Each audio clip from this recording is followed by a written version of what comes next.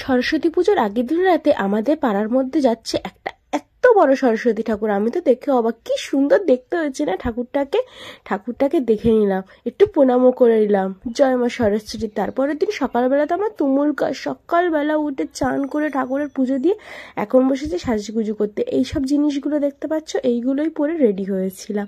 তারপরে অনেকগুলো চুড়ি নিয়েছিলাম, কারণ আমার চুড়ি পরতে ভীষণ ভালো লাগে। তারপরে দেখো এতগুলো মেকআপের জিনিস, মেকআপের ব্রাশ নিয়ে সাজতে বসেছি। কিন্তু দেখো আমার মেকআপটা কতটা লাইট, কতটা সিম্পল ভাবে সেজেছি। তোমাদের কেমন লাগছে আমাকে কিন্তু কমেন্ট করে জানিও। খুব সিম্পল ভাবে সেজেছি।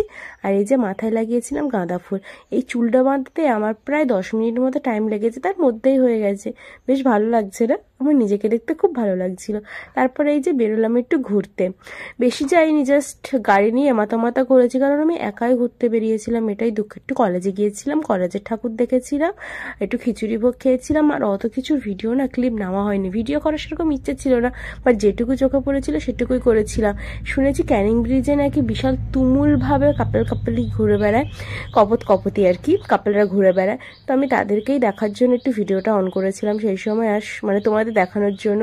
আর সত্যিই তাই, এত কপতি ছিল ক্যানিং ব্রিজে, কি বলবো। চারিদিকে কাপেলরা ভর্তি, প্রিয় মানুষটার হাত ধরে সরস্বতী পুজোয় ঘোরার আনন্দটাই আলাদা। তার উপর আবার বিশ্ব ভালোবাসা দিবস একদিনে পড়েছে। বেশ ভালো, সবাইকে দেখতে দেখতে আমিও চলে গেলাম। যেতে যেতে একটা গানও মনে পড়ছিল, থাক আর এই গলায় গান শোনালাম না। তারপরে এই যে আমি গাড়ি থেকে নেমে এখন বাড়ির দিকে যাচ্ছি, কারণ কি করবার, বাড়িতে যাই একা একা কতক্ষণ ঘুরবো বলো। বাড়িতে এসে দেখলাম সরস্বতী পুজোর পরের দিন যে গোটা ষষ্ঠী হয়, মানে ষষ্ঠীর বার, তারই তুমুলভাবে জোগাড় চলছে। এখানে সমস্ত গোটা সবজি নেওয়া হয়েছে। সেই সবজিগুলোকে মানে গোটা তো রান্না করা যায় না, একটু কেটে নিতে হয়। সেই সবজিগুলোকে এখন কাটা হচ্ছে। তোমাকে দেখাচ্ছি কিভাবে রান্না হবে, কিন্তু রান্নাটা আজকে তোমাদের সাথে আমি শেয়ার করব। আর রান্না যদি শিখতেই চাও ভালো রান্না সহজে, তাহলে আমার কিন্তু একটা কুকিং চ্যানেল আছে, সেখানে যাও, গিয়ে সুন্দর রান্না দেখে এসো। তোমাদের সুবিধার্থে আমি লিঙ্কটা শেয়ার করে দেব। এই যে এখানে বড় উনুনটা ধরানো হয়েছে, আমাদের বাড়ি বৈষ্ণব সেবার সময় উনুনটা করা হয়েছিল। বৈষ্ণব সেবার ভিডিও খুব তাড়াতাড়ি আমি শেয়ার করছি। বৈষ্ণব সেবাতে উনুনটা করা হয়েছিল, আর এই উনুনের মধ্যেই আজকে রান্নাটা হবে। তেল দিল, তেজপাতা, শুকনো লঙ্কা দিয়ে মশলাটাকে একটু ভেজে নিল, আর তারপরে দিল ওই যে 5 ফোড়ন, 5 রকমের একটা মশলা মেশানো একটা ফোড়ন দিল, দিয়েই তরকারিটাকে বসানো হবে। একটু আদা দিয়েছিল, আর তেমনভাবে কোনো মশলা দেয়নি।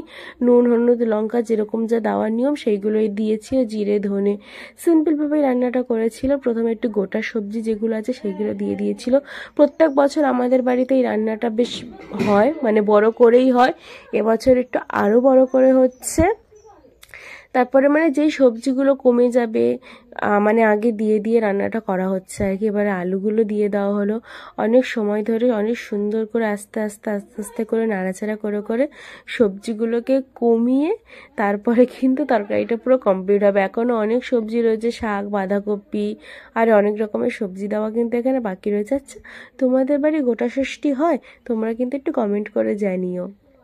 শুনেছি অনেকের বাড়ি নিয়ম আছে, তো তোমরা প্লিজ একটু জানিও।